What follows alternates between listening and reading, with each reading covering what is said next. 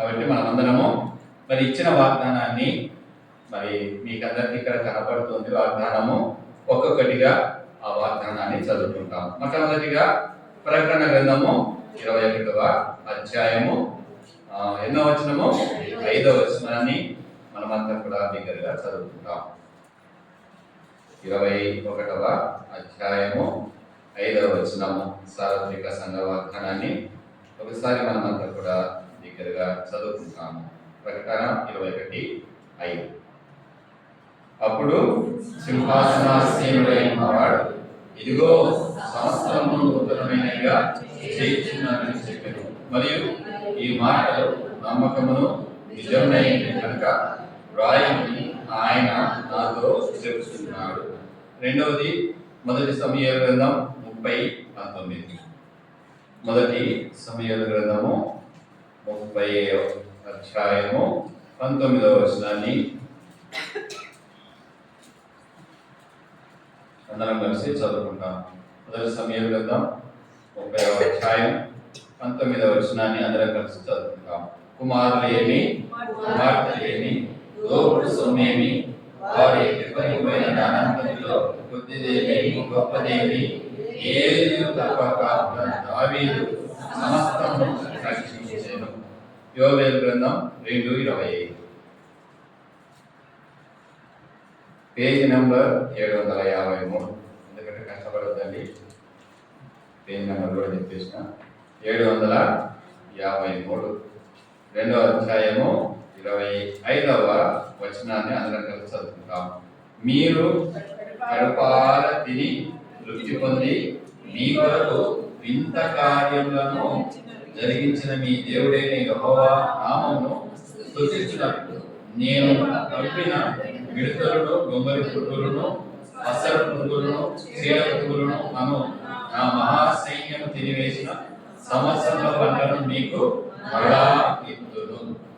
ఇది మరి ఈ మాటను 3 వాగ్దానాలు మనము చదువుతూ వచ్చినాం. దేవుడు మనకు అనుగ్రహించినటువంటి సార్వత్రిక సంఘ వాగ్దానం. ప్రభు కృపను బట్టి ఈ సంవత్సరమే అనేక సంవత్సరాల తర్వాత ఈ సంవత్సరమే మన హెబ్రోను సంఘ సహవాసంలో కేవలం ఒకే ఒక్క వాగ్దానంగా వచ్చింది. గత 10-12 సంవత్సరాల నుంచి 3-4 వాగ్దానాలు వచ్చినాయి. ఇంకా ఎవరైనా మరి సొంతంగా వాగ్దానం తీసుకుంటే దేవుడికి అప్పచెప్పుకుంటారు. కానీ ఈ సంవత్సరమే మరి సార్వత్రిక సంఘ వాగ్దానం, ఏకైక వాగ్దానం, అందరూ సమాధానంతో ఐక్యతతో తీసుకున్నటువంటి ఈ వాగ్దానం. మరి హెబ్రోన్ హెడ్ క్వార్టర్స్ నుంచి ఈ వాగ్దానాన్ని ప్రచురించడమే.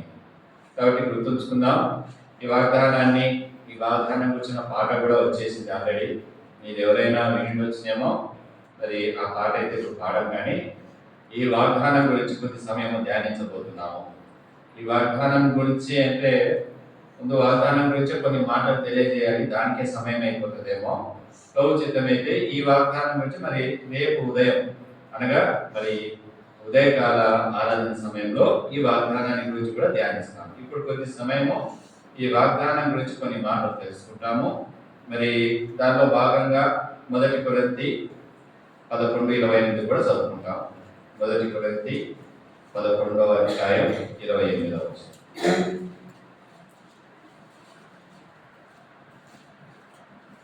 ఎందుకంటే బల్ల వాగ్దానాన్ని ఈ రెండు కలిపి మనం ధ్యానించబోతున్నాం కాబట్టి ఈ మాట చదువుకుంటాము.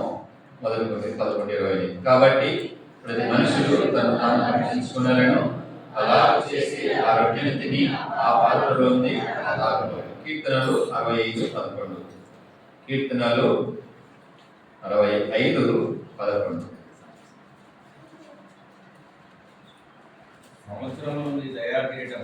సంవత్సరమును నీ దయా కిరీటము ధరింపచేసి ఉన్నావు, నీ జాడలు సారము వెదజల్లుచున్నవి. ద్వితీయోపదేశ కాండము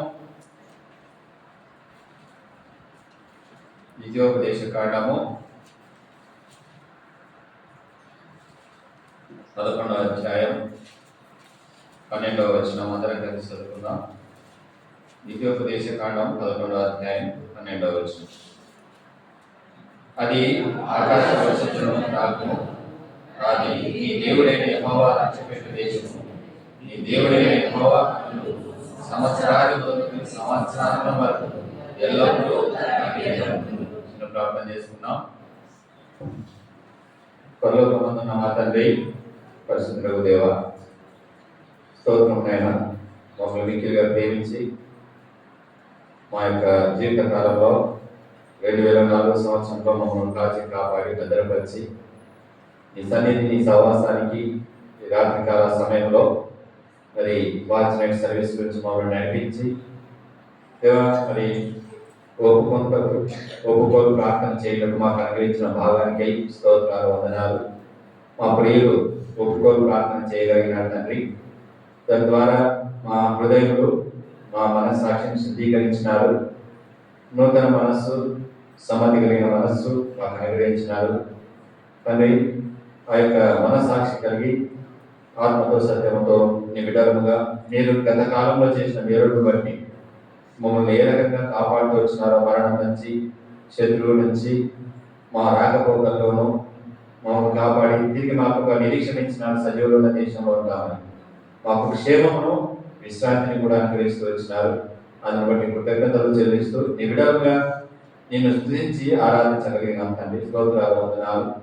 ఈ సమయంలో దేవా నేను సార్వత్రిక సంఘ పక్షంగా అతన్ని అనేక దేవుల నుంచి సంఘము ప్రార్థిస్తూ రాగా మరి ఏక హృదయము, ఏక మనస్సు, సమాధానం కలిగి మాకు అనుగ్రహించినటువంటి సార్వత్రిక సంఘ వాగ్దానాన్ని బట్టి స్తోత్రాలు, వందనాలు.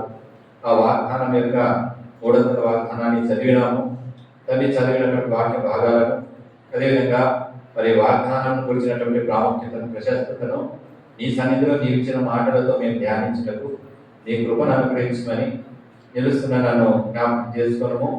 ఇర్మియా 33:3 నాకు మొరపెట్టుము, మీరు గ్రహింపలేని గూఢమైన సంగతులను నీకు తెలియచెప్పదని జ్ఞాపకం చేసుకుంటూ ఆ వాగ్దానాన్ని ఎత్తిపట్టుకుంటూ అతని కీర్తన 32:8 ఉపదేశం మీది, మాటలు మీవి.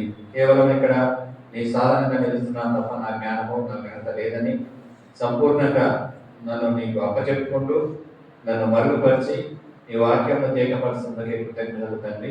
అదేవిధంగా మరి నూతన సంవత్సరం ప్రవేశించిన మేము, బల్ల చుట్టూ చేర్చి ఆరాధించిన మేము బలలో పాల్పొందాలి. కావలసిన యోగ్యతను, పరిశుద్ధతను, పవిత్రతను, ఒప్పుకోలును నా తండ్రి ప్రభా తీర్మానం చేసుకొని తండ్రి ప్రభా మరి ఆ బలలో చేయివేయటం కావాల్సిన యోగ్యతను సంపూర్ణంగా, పరిశుద్ధంగా, పవిత్రంగా, మంచి మనస్సాక్షితో ఆ యొక్క బలను సమీపించేటువంటి కృపనేమని నీ యొక్క దయగలాసాలకు నన్ను మమ్మల్ని అప్పచెప్పుకుంటూ ప్రతిసారి నన్ను శిరోచాలను మరుగుపరిచి నీ ఆత్మచేత అభిషేకిస్తుందకై కృతజ్ఞతలు చెల్లిస్తూ లూకా 12:12 నా పక్షంగా నెరవేర్చడానికే వందనములు చెల్లిస్తూ మా ప్రియులు మరి ఎటువంటి నిద్ర మప్పు లేక నా తండ్రి ప్రభా ఎటువంటి కునుకులు లేక నీ వాక్యం అందు దృష్టి ఉంచి నీ మాటలు వినగలకు సహాయం చేయి.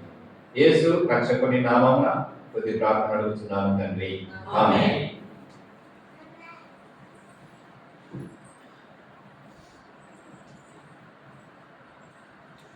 మరి గత సంవత్సరంలో మీరు తీసుకున్నటువంటి మీ వ్యక్తిగత వాగ్దానాలు ఎంతమంది గుర్తున్నాయి? పక్కన ఒక్కొక్కరు లేచి చెప్పేస్తే త్వరగా ముగించుకుందాం. అస్సలు సమస్యనే లేదన్నంటారా? ఆ వాగ్దానాలు ఎక్కడో పడేసుకున్నాము, ఇంత ఘోరమైన ప్రశ్న వేసి తెచ్చానంటారా? నిజంగా వాగ్దానం యొక్క ప్రాముఖ్యత తెలిసి ఉంటే మీరు తిరిగి జన్మించినది మొదలుకొని ఆ మొదటి సంవత్సరపు వాగ్దానం మొదలుకొని ఈ రోజు వరకు కూడా మీ దగ్గర వాగ్దానాలు భద్రపరిచి ఉన్నారు. 2000 సంవత్సరాల వాగ్దానం చేయాలంటే టక్కని తీసి చూపించాలి. నీ భారతదేశ వాగ్దానం ఏంటంటే చూపించాలి. ఉందా మనకు? అలా ఉన్నామా నిజంగా వాగ్దానాల విషయంలో? నిజంగా వాగ్దానాలు ఎందుకు మనం తీసుకుంటున్నాము, అవి మన దగ్గర ఎందుకు మనం భద్రంగా ఉంచుకోవడం లేదు అంటే కారణం తెలుసు, దాని యొక్క ప్రాముఖ్యత మనం తెలుసుకోకుండా పోతున్నాం. వాగ్దానం అంటే అది ఏదో కాదు, దేవుని యొక్క వాక్యమే, సాక్షాత్తు దేవుని వాక్యం. అది నీ కొరకు దేవుడు ఏర్పరిచి నీకు ఇచ్చినటువంటి వాక్యం. నీ జీవితంలో నీ పక్షంగా దేవుడు చేయబోయేటువంటి కార్యమును గురించి ఇచ్చిన వాక్యం అది. నువ్వే దాన్ని పక్కన పడేస్తే, నీవే దాన్ని పోగొట్టుకుంటే, నువ్వే దాన్ని మర్చిపోతే ఎవరు నీకు నీ పక్షంగా వాగ్దానాన్ని ఎవరు నెరవేరుస్తారు? కాబట్టి వాగ్దాన విషయంలో మనం చాలా జాగ్రత్తగా ఉండాలి. ఆ వాగ్దానం ఏం చేస్తుందో మన జీవితంలో ఇప్పుడు మనం ధ్యానించబోతున్నాం. కాబట్టి అసలు ముందు వాగ్దానం అంటే ఏమిటి?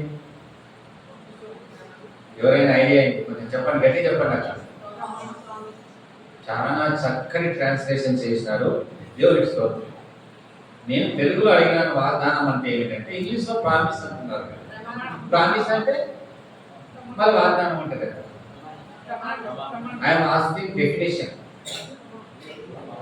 ప్రమాణం వేరు, వాగ్దానం వేరు, నిబంధన వేరు.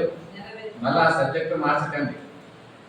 నేను అడుగుతుంది what is the definition of promise.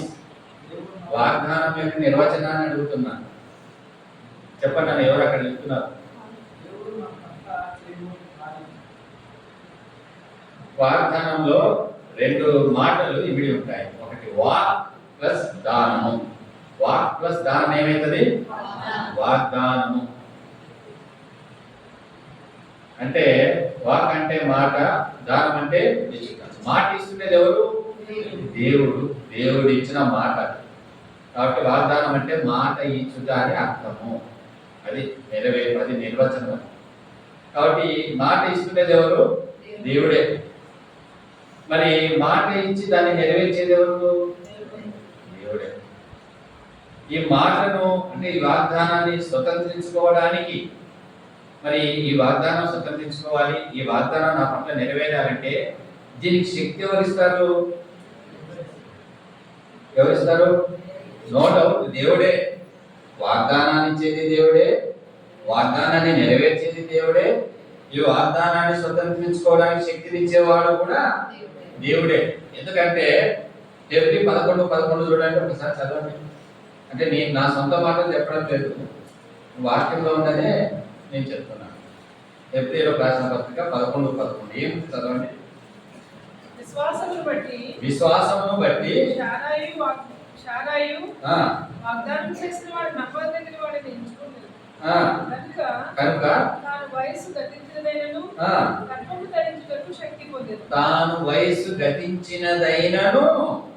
గర్భము ధరించుటకు అంటే వాగ్దానం వల్ల ఏం పొందినారా?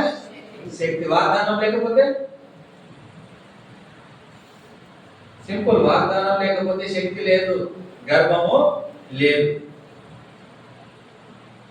ఇందాక ఒక అక్క ఎవరో వాగ్దానం నెరవేర్చినారు, నాకు గర్భఫలం ఇచ్చినారని ఎవరో అక్క చేశారు. నిజంగా దేవుడు వాగ్దానం ఇచ్చి దానికి కావాల్సిన శక్తిని కూడా ఎవరు? దేవుడే ఇస్తాడు. గుర్తుపెట్టుకోండి. ఒకవేళ నీ జీవితంలో వాగ్దానం లేదనుకోండి, ఆ శక్తి రాదు నీకు, ఆ వాగ్దానం నెరవేరదు. అసలు వాగ్దానం అంటే ఏమిటి తెలుసుకోలేకపోతే నీ జీవితంలో ఏమి జరుగుతుందో ఇప్పుడు మనం చూడబోతున్నాం.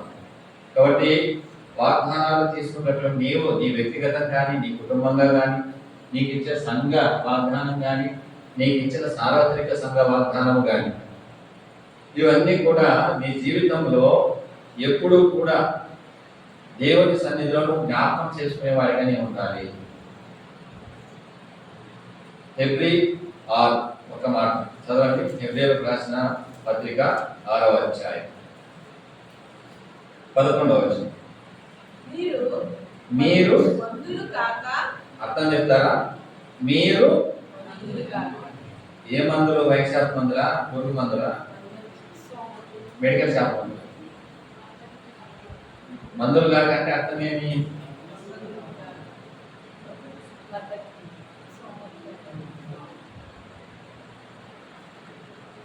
అర్థమైన ఆంధ్రవాళ్ళు ఈ మాటకి అర్థం చెప్పకపోతే మందులు కాక అంటే మర్చిపోయేవారు కాక, మందులు కాక. ఇది ఈ మాట దేని గురించి చెప్తున్నాడు? కొంచెం చదవండి. విశ్వాసము చేతను ఓర్పు చేతను. చూడండి, వాగ్దానం గురించి మాట చెప్తున్నాడు. చెప్తూ మొట్టమొదటికి ఏమంటున్నాడు? మందులు కాక అంటే వాగ్దానాన్ని మర్చిపోవద్దని నేను అంటాం. వాగ్దానం తీసుకుంటున్నటువంటి మనము వాగ్దానాన్ని మర్చిపోకూడదు. నువ్వు వాగ్దానాన్ని మర్చిపోతే నీ పక్షంగా వాగ్దానం ఎట్లా నెరవేరుతుంది? అందుకోసం ఇంకా ఏమంటున్నాడు, మీరు మందులు కాక మర్చిపోకుండా విశ్వాసము చేతను ఓర్పు చేతను వాగ్దానములను స్వతంత్రించుకుని వారిని పోలి నడుచుకున్నట్లుగా మీలో ప్రతి వాడును మీ నిరీక్షణ పరిపూర్ణమగు నిమిత్తం మీ ఇదివరకు కనపరిచిన ఆసక్తిని ఉదమట్టుకు కనపరచవలనని అపేక్షించుచున్నాను. కాబట్టి మరి ఇక్కడ ఒక చిన్న ప్రశ్న, మీకు విశ్వాసం ఉందా, వాగ్దానం ఉందా?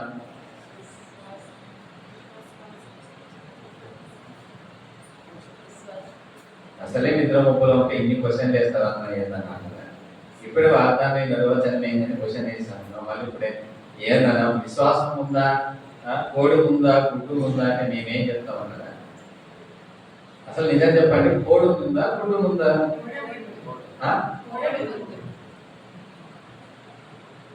దేవుడు కోడిని సృష్టించినాడు కాబట్టి కోడి గుడ్డు పెట్టిన తర్వాత మరి ఇప్పుడు చెప్పండి, ఇది విశ్వాసం ఉందా, వాగ్దానం ఉందా? సభలో కొంతమంది అటు కొంతమంది ఇటున్నారు. క్లారిటీ ఏంటంటే ముందు వాగ్దానం వచ్చింది, వాగ్దానం లేకుండా విశ్వాసము రాదు. దేవుడు అబ్రహామును పిలిచినాడు, పిలిచి ఏమి ఇచ్చినాడు? వాగ్దానం ఇచ్చిన తర్వాత ఏమొచ్చింది? నాకు విశ్వాసం వచ్చింది. అప్పుడు నీతిగా ఎంచబడేను. కాబట్టి ధైర్యంగా చెప్పండి, వాగ్దానం ఉందా, విశ్వాసం ఉందా అంటే వాగ్దానమే ముందు. వాగ్దానం లేకుంటే అబ్రహాం వచ్చేవాడా? రాడు. అసలు మాటలే ఉండేవి కాదు. ఆయన ఊళ్ళో ఆయన ఉండేవాడు, తనలో ముందు దేవుడు ఉండేవాడు. కానీ వాగ్దానం ఇచ్చినాడు. ఏమని వాగ్దానం ఇచ్చినాడు? అసలు సంతానమే లేదు, కానీ ఏమన్నాడు? నీ సంతానం ఈ దేశమును స్వాస్థ్యంగా ఇచ్చేదను. ఈయన నాకు సంతానమే లేదు కానీ నా సంతానానికి ఏమి ఇస్తాను అంటున్నాడు? సరాన దేశాన్ని స్వాస్థ్యం చేస్తాను అన్నాడు. చాలా విచిత్రంగా ఉందంటే అప్పుడు ఆయనకి ఏం కలిగింది? విశ్వాసం కలిగింది. కాబట్టి ముందు వాగ్దానం పుట్టింది, ఆ తర్వాత అబ్రహాములో విశ్వాసము పుట్టింది. కాబట్టి మన జీవితాల్లో విశ్వాసము కంటే ముందుగా నీ జీవితంలో ఏముండాలి? నీకు వాగ్దానం ఉండాలి. వాగ్దానం లేకుండా నీ జీవితంలో ఎంత విశ్వాసం ఉన్నది? ఎటువంటిదంటే గుడ్డివాడు కర్ర లేకుండా నడిచినంత కష్టంగా ఉంటుంది. గుడ్డివాడికి కర్ర వేస్తే చాలా ఈజీగా తూర్పుగా వెళ్ళిపోతాడు. కర్ర తీసి నడవంటే నడవలేడు. కాబట్టి వాడు విశ్వాసంతో నడవాలంటే ఏముండాలా? కర్ర ఉండాలి. కాబట్టి వాగ్దానం ఉంటేనే ఆ విశ్వాసం అనేది. కాబట్టి నీ నా జీవితంలో విశ్వాసముతో, ఓర్పుతో, ఇంకా తర్వాత నెక్స్ట్ ఏమంటున్నాడు? వాగ్దానములను స్వతంత్రించుకుని వారిని పోలి. కాబట్టి వాగ్దానాలను ఎవరు స్వతంత్రించుకున్నారు బైబిల్ గ్రంథంలో? ఒక పేరైనా చెప్తారా? చాలా స్వతంత్రించుకున్నాక అబ్రహాం స్వతంత్రించుకున్నాడన్నా. ఎందుకు డౌట్? చాలా కుమారుడు ఇచ్చినాడా లేదా? అబ్రహాం సంతానానికి కనాను స్వాతంగా ఇచ్చినాడా లేదా? కాబట్టి దేవుడు ఈ వాగ్దానాన్ని నెరవేర్చడానికి కొంత సమయం అయితే పట్టవచ్చు. ఒక ఆయన అడిగినాడు వచ్చి, 31st నైట్ వాగ్దానం తీసుకున్నాడు ఇట్లనే, అన్న ఇది రేపే నెరవేరుతుంది అని అడుగుతున్నాడు. ఎంత తొందరలో చూడండి. అబ్రహాంకు వాగ్దానం ఇచ్చినాడు. ఎన్నేళ్ళు పట్టింది వాగ్దానం నెరవేరడానికి? అంటే కుమారుడు పుట్టడానికి ఎన్నేళ్ళు పట్టింది తెలుసా? 75 ఏళ్ళప్పుడు పుడితే కుమారుడు ఎప్పుడు పుట్టినాడు? 100 సంవత్సరాలు పుట్టాడు. అంటే ఎన్నేళ్ళు పట్టింది? 25 ఏళ్ళు పట్టింది. కాబట్టి వాగ్దానానికి కాల పరిమితి లేదు. దేవుడు తన చిత్తంలో నెరవేరుస్తాడు. ఎట్లా? నువ్వు ప్రార్థన చేస్తే, వాగ్దానాన్ని గుర్తుపెట్టుకొని దేవుని దగ్గర పోయి గోజాడితే, పదే పదే దేవుని వెంట పడితే, దేవునికి ప్రార్థన చేస్తూ వస్తే, అది కూడా విశ్వాసంతో, ఓర్పుతో నువ్వు ఆయన చెంతకు వస్తే, అప్పుడు వాగ్దానం నీ పక్షంగా నెరవేరుస్తాడు దేవుడు. అంతేగాని ఈరోజు తెల్లవారుజామున తీసుకొని రేపు మధ్యాహ్నం కంటే వచ్చేసరికి కాదు అనుకుంటే కష్టం. నన్ను ధనవంతుడిగా చేస్తానన్నాడని చెప్పి నువ్వు నీ అంత సొంతంగా పోయి నువ్వు బ్యాంకుకు కన్నం వేసి దొంగతనం చేసి వచ్చి నేను ధనవంతుడైనా దేవుడు వాగ్దానం ఇచ్చినాడంటే తప్పది. దానికి కావాల్సిన శక్తి నీకు ఇస్తాడు దేవుడు. అప్పుడు నేను ధనవంతునిగా చేస్తాడు. కాబట్టి ఇంకో కొన్ని మాటలు చూసుకొని ముందుకు పోదాం. ఇదే 6వ అధ్యాయంలో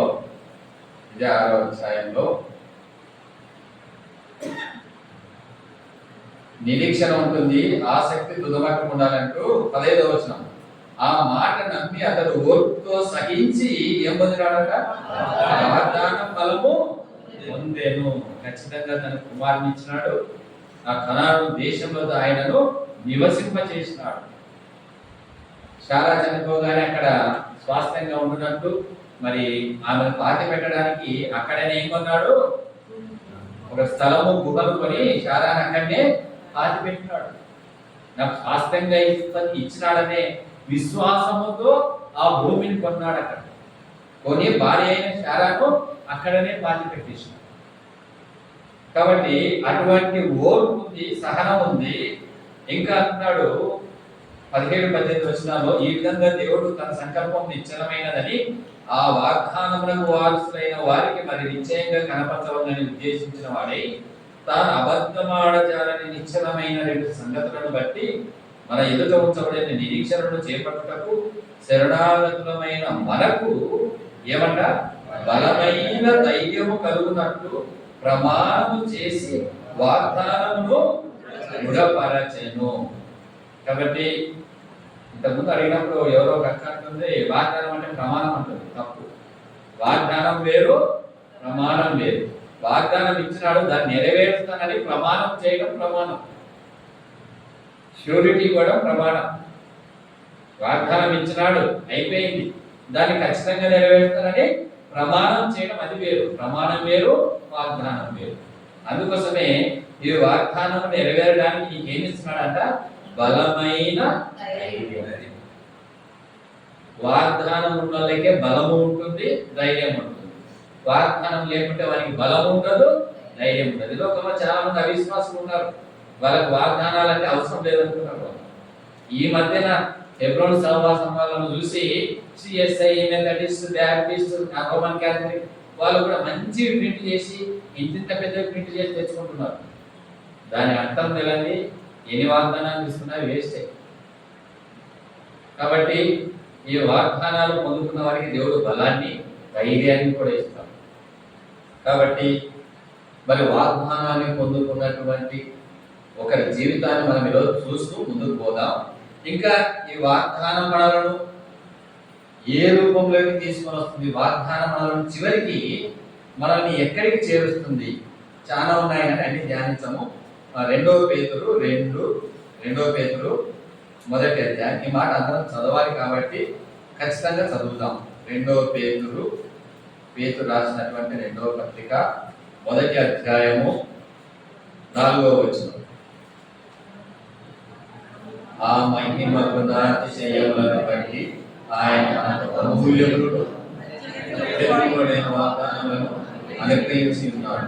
దురాశను అనుసరించడం వలన లోకమందున ప్రశస్తమును ఈ వాగ్దానం మూలంగా మీరు తప్పించుకొని దేవ స్వభావమునందు పాలివాడన్నట్లు వాటిని అనుగ్రహించారు.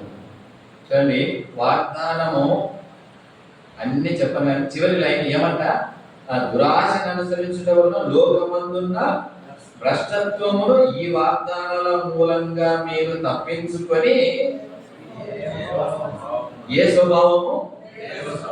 దేవ స్వభావములోనికి పాలివారన్నట్లు.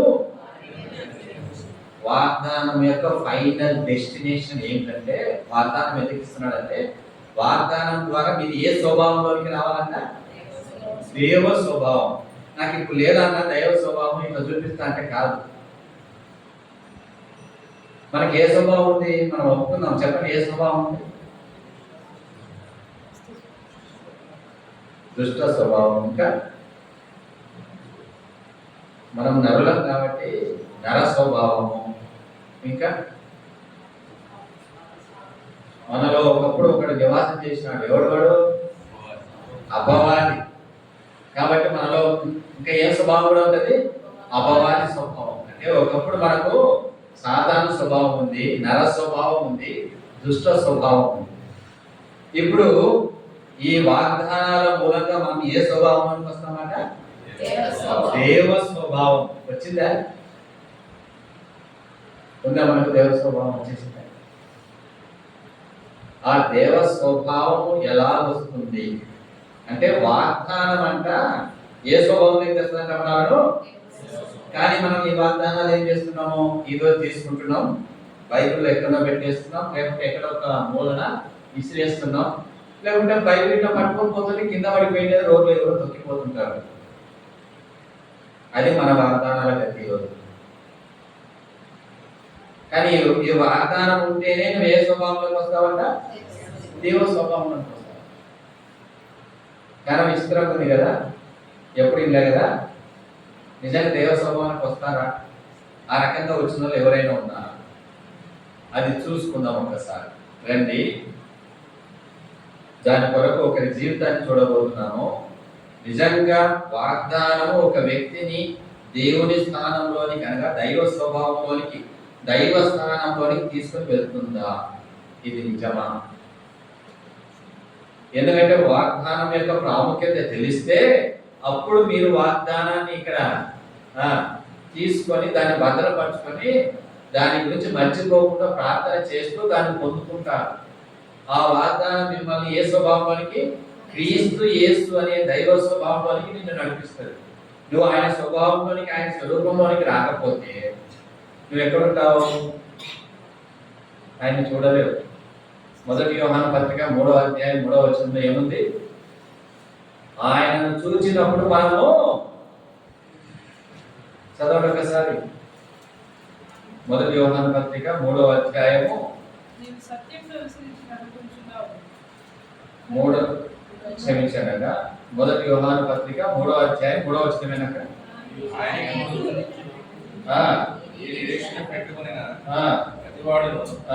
ఆయన పవిత్రుడై ఉన్నట్టుగా 2వ వచనం చదవండి. ప్రియులారా, ఇప్పుడు మనము దేవుని పిల్లలమై ఉన్నాము. మనం ఇక ఏమవుతుందో అది ఇంకా ప్రత్యక్షపరచబడలేదు, కానీ ఆయన ప్రత్యక్షమైనప్పుడు ఆయన ఉన్నట్లుగానే ఆయనను చూతుము కనుక ఆయనను పోలి ముందుమని ఎరుగుదము. ఇది దైవ స్వభావానికి రావడం. ఇంకా అపోస్తుడైన పౌలు అంటాడు గలతీయులకు రాసిన పత్రిక 4వ అధ్యాయంలో, క్రీస్తు స్వరూపము మీ యందు ఏర్పడేంత వరకు నాకు ప్రసవ వేదన కలుగుతున్నది. క్రీస్తు స్వరూపము రావాలి, ఆయన వల్లే మనం ఉండాలి, ఆయన స్వభావంలో మనం ఉండాలి. అప్పుడు నేను పరలోక రాజ్యంలో ప్రవేశిస్తాను. కాబట్టి ఆయన స్వభావంలోనికి మనం రావాలా? నిజంగా నీకు ఆయన స్వభావం వచ్చిందో లేదో ఒకసారి నిన్ని చిన్న ములుతో గుచ్చి చూసి తెలుస్తాడు. ఏం తెలుసా? అప్పుడు వస్తే నోట్ల నుంచి కూతురు, అప్పుడు వస్తే ఏమనుకుంటున్నావు? నన్ను గిచ్చుతావా, నన్ను గిలుతావా, నీ తరాక చూస్తా, నేను చూసుకుంటాను అంటే మన స్వభావం ఇంకా మారలేదు. కానీ ప్రభువును మేకులతో కొట్టుకుంటే కూడా ఏమన్నాడు? తండ్రి, ఆ స్వభావం వచ్చిందా మనకు? ఎప్పుడన్నా ఎవరైనా మీ సహోదరుడు సహోదరికి ఇచ్చినప్పుడు ఈ మాట అన్నావా? ప్రభువా, ఈ సహోదరుడు ఏం చేస్తున్నాడో ఈయన ఎరగడు కనుక ఈయనను, ఆ స్వభావం వచ్చిందా మనకు? ఆ స్వభావంలోనికి వాగ్దానం తీసుకొస్తుందంట. కాబట్టి ఆ స్వభావంలోనికి వచ్చిన ఒక వ్యక్తిని మన విశ్వాస పితరుడు, మొట్టమొదటిగా విశ్వాసానికి వాగ్దానానికి వారసుడైనటువంటి ఎవరు? కరెక్ట్ చెప్పారన్నా, చాలా థ్యాంక్స్. అబ్రహాము. ఆయన జీవితాన్ని ఒకసారి చూసి మనం కూడికను ముగించుకుంటాం. ఆదికాండం 12వ అధ్యాయం. ఆదికాండం 12వ అధ్యాయం. నిజంగా అబ్రహాం మనిషిగా పుట్టినాడు, మనిషిగా జీవించినాడు, కానీ దైవ స్వభావం ఎప్పుడు వచ్చింది, ఎక్కడ వచ్చింది, అది మనం చూడబోతున్నాం. ఒకవేళ అలా రావాలి అంటే మనము నిజంగా ఈ యొక్క వాగ్దానాన్ని స్వతంత్రించుకున్నవాడు ఈయనను పోలి నడుచుకుంటే మనం కూడా ఏ స్వభావంలోకి వస్తాము? దైవ స్వభావంలోకి వస్తాం. అందుకోసము ఈ వాగ్దానం గురించి మనం ఈ వాక్య భాగాన్ని చూడబోతున్నాం. మొట్టమొదటిగా 12వ అధ్యాయం మొదటి వచనం ఏమన్నాడు? నీవు లేచి నీ దేశం నుండి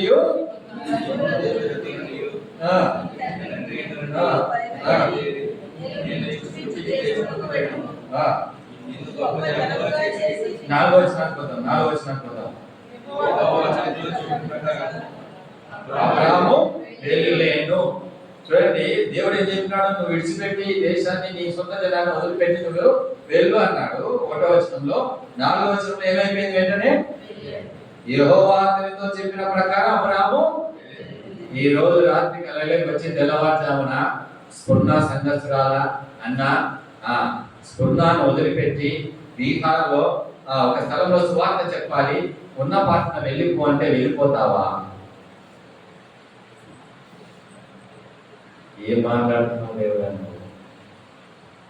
విజయనగరంలో, జమ్మూలో, స్ఫుర్ణాలో హాయిగా బతుకుతున్న నన్ను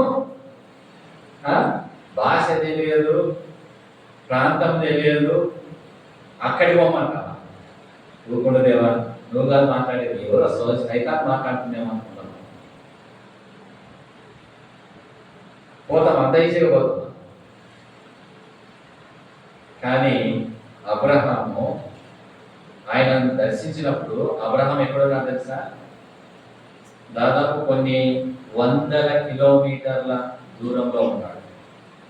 అది బబులోను దేశంలో ఊరు అను ఆ యొక్క పట్టణంలో ఉన్నాడు. అక్కడి నుంచి ఈ కనానుకు రావడానికి కొన్ని 100 కిలోమీటర్లు ఉన్నాయి. కానీ దేవుడు పిలిచినప్పుడు మారు మాట్లాడకుండా, ఎదురు చెప్పకుండా, ఆ చెప్పిన మాటకు, ఆ వాగ్దానానికి సంపూర్ణంగా ఏం చూపించినాడు? ఎందుకు పోవాలా? ఎక్కడికి పోవాలా? ఏం చేస్తావో చేయవు, నేనెందుకు పోవాలా? నేనే పోవాలా? నా బంధువులు ఎందుకు వదిలిపెట్టారా? ఇది నా ఊరు కదా, అక్కడ నాకు భాష రాదు, నేనెందుకు పోవాలి? ఇవన్నీ క్వశ్చన్లు లేవు.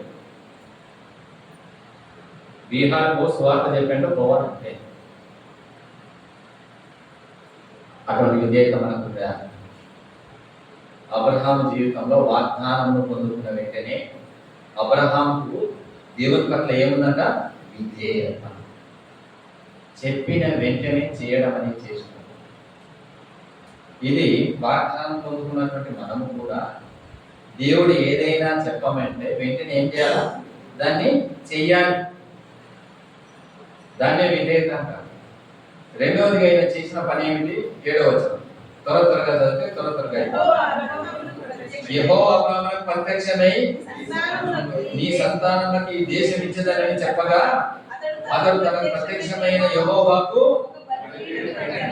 బలిపీఠం అంటే దేనికి గుర్తు?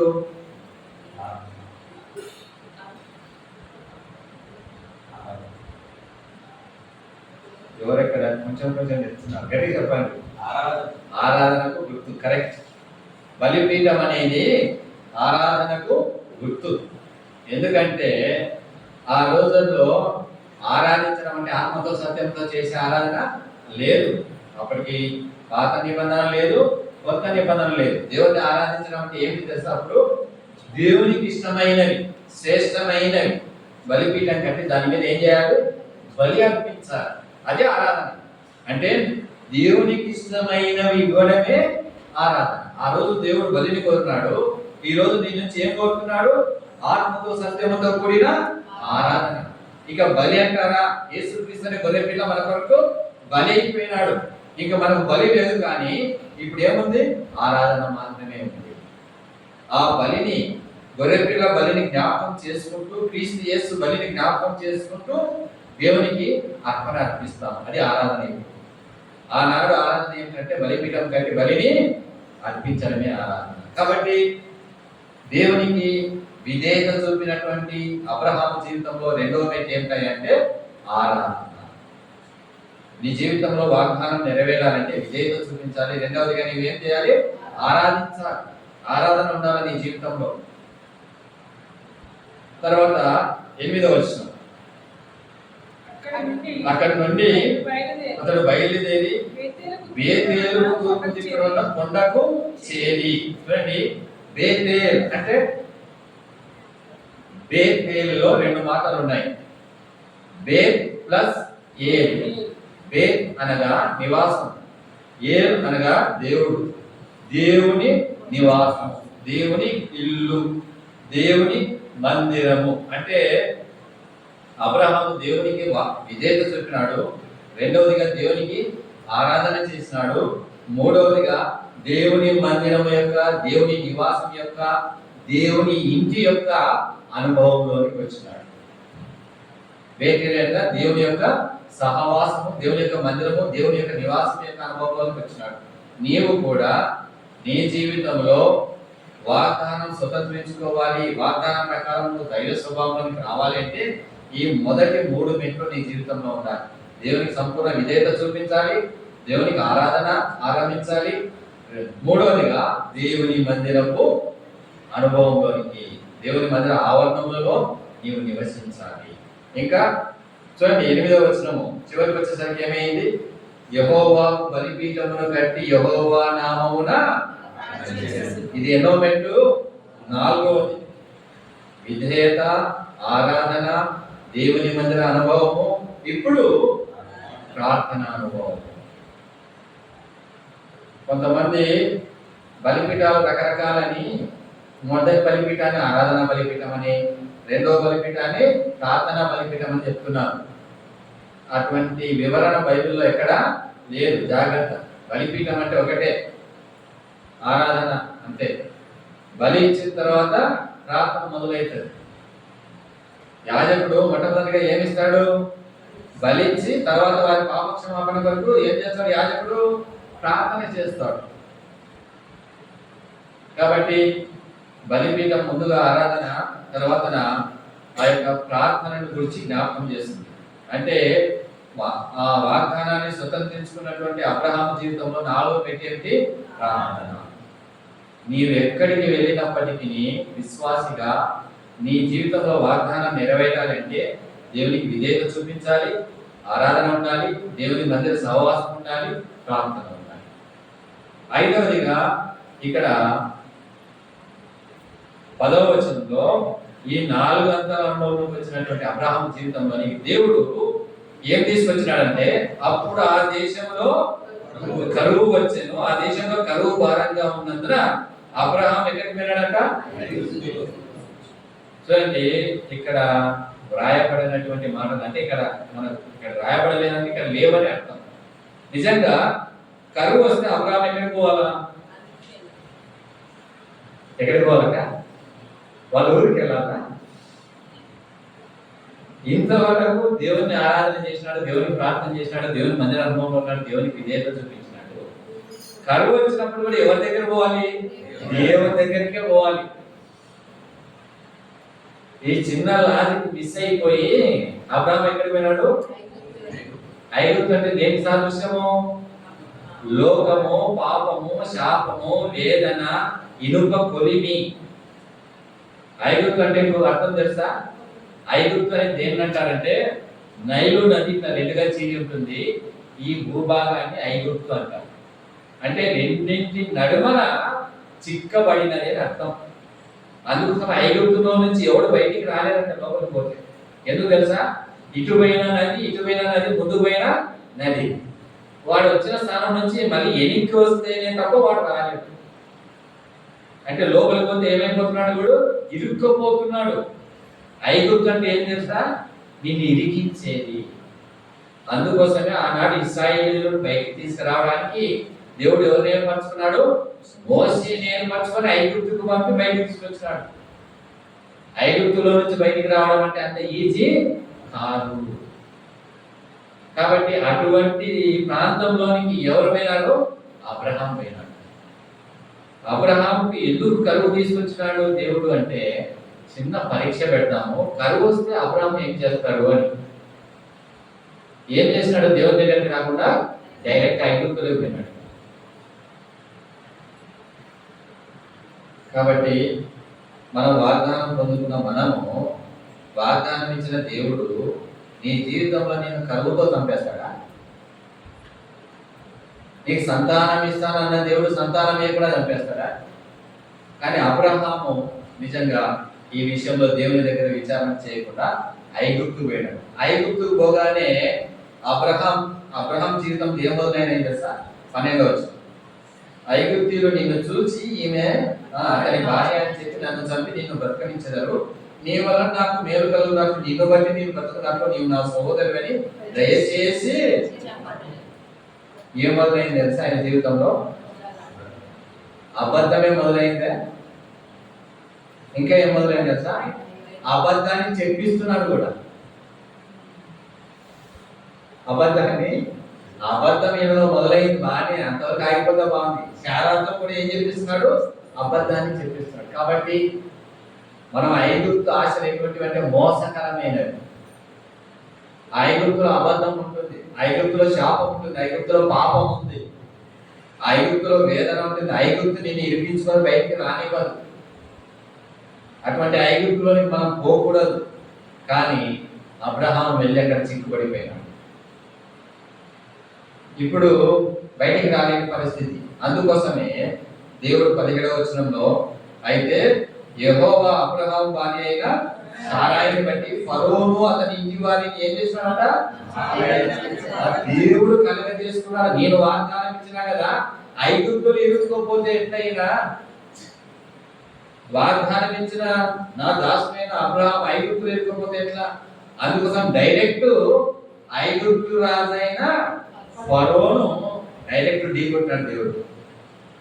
కొట్టి మహావేదన కలగ చేసినాడు. అప్పుడు ఆ ఫరో అంటున్నాడు, ఏందయ్యా మీ దేవుడు నన్ను వేదన చేత వేధిస్తున్నాడు, ఇంతకు నువ్వు ఎవరివి, ఈయన ఏమైందంటే అప్పుడు సంగతి బయటది. అప్పుడు దేవుడు కలుగ చేసుకున్న దాన్ని బట్టి అబ్రహాం ఆ స్థలంలో నుంచి బయటికి రాగలిగినాడు. కాబట్టి వాగ్దానం ఇచ్చిన దేవుడు నిన్ను సమస్యల్లో నుంచి ఏం చేస్తాడు తెలుసా? బయటికి తీసుకొస్తాడు.